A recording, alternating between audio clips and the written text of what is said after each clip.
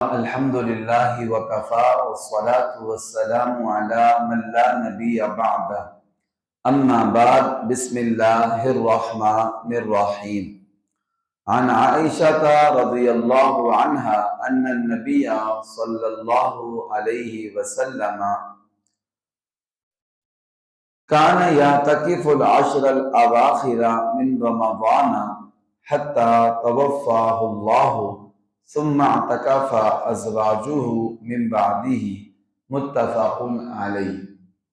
میرے محترم بھائیوں دوستو، رمضان مبارک کے 20ویں روزے کی مغرب کی نماز سے پہلے سورج غروب ہونے سے پہلے ایک عبادت شروع ہوتی ہے جس عبادت کو اعتکاف کہا جاتا ہے۔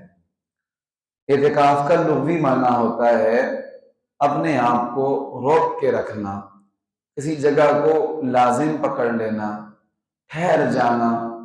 شریعت کی اصطلاح میں سے کہتے ہیں کہ اللہ تعالیٰ کے گھر میں اعتکاف کی نیت سے ٹھہرنا، اس کو شریعت میں اعتکاف کہا جاتا ہے۔ آخری عشرے کا جو اعتکاف ہے یہ سنت مؤکدہ علی الکفایہ ہے، ضروری بھی ہے اور کفایہ ہے کہ پوری بستی میں سے اگر چند بندے بھی اعتکاف بیٹھ جائیں گے سب بستی والے بری الذمہ ہو جائیں گے۔ کوئی نہیں بیٹھے گا تو سارے گناہ گار ہوں گے۔ اس لیے اس کی فکر کرنی چاہیے کہ ہمارے جو محلے کی مسجد ہے اس میں اعتکاف بیٹھنے والے کچھ بندے تیار ہو جائیں۔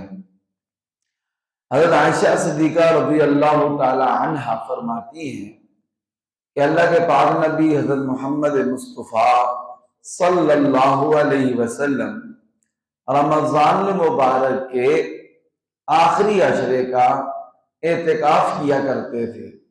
آخری عشرے میں مسجد میں اعتکاف بیٹھا کرتے تھے۔ حتی توفاہ اللہ، حضور صلی اللہ علیہ وسلم مدینہ شریف میں ہجرت کے بعد 10 سال رہے۔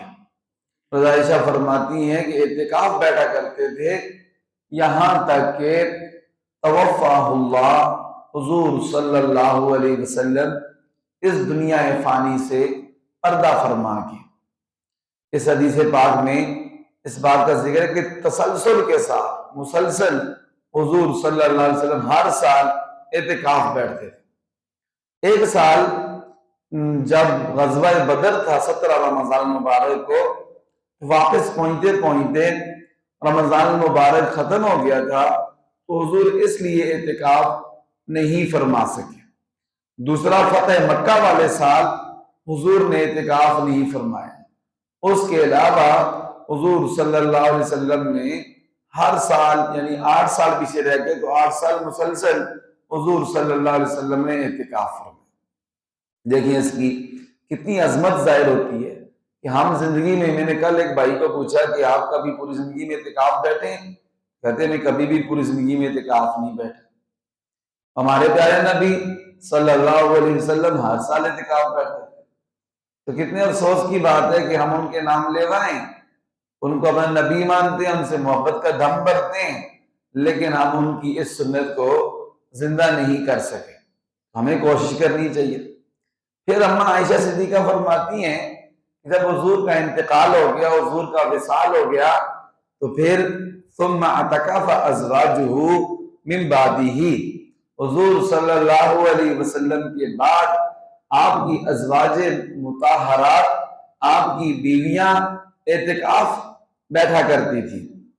حضور تو مسجد میں اعتکاف بیٹھتے تھے اور حضور کی اسی سنت کو زندہ کرتے ہوئے امہات المومنین اپنے گھروں میں اعتکاف بیٹھتی تھی۔ تو عورت ہر بندے کو چاہیے کہ اپنے گھر میں ایک چھوٹی سی مسجد بھی بنائے، جب گھر بنائے تو ایک کمرہ نماز کے لیے بھی بنائے، اس مسجد میں اعتکاف بیٹھنا چاہیے۔ اگر کسی کے گھر میں ایسی الگ سی نماز کی جگہ نہ ہو تو عورتوں کو چاہیے کہ گھر کے کمرے کسی ایک کونے کو اپنے لیے مسجد مختص کر دیں اور وہاں اعتکاف بیٹھ جائیں، اور وہاں سے پھر سوائے جو انسانی حاجت ہوتی ہے اس کے علاوہ وہاں سے باہر نہ نکلیں، ٹھیک ہے جی، وہاں ہی عبادت کریں، ان کے لیے وہی مسجد ہوگی۔ اللہ تعالیٰ سے دعا ہے کہ اللہ تعالیٰ عمل کی توفیق عطا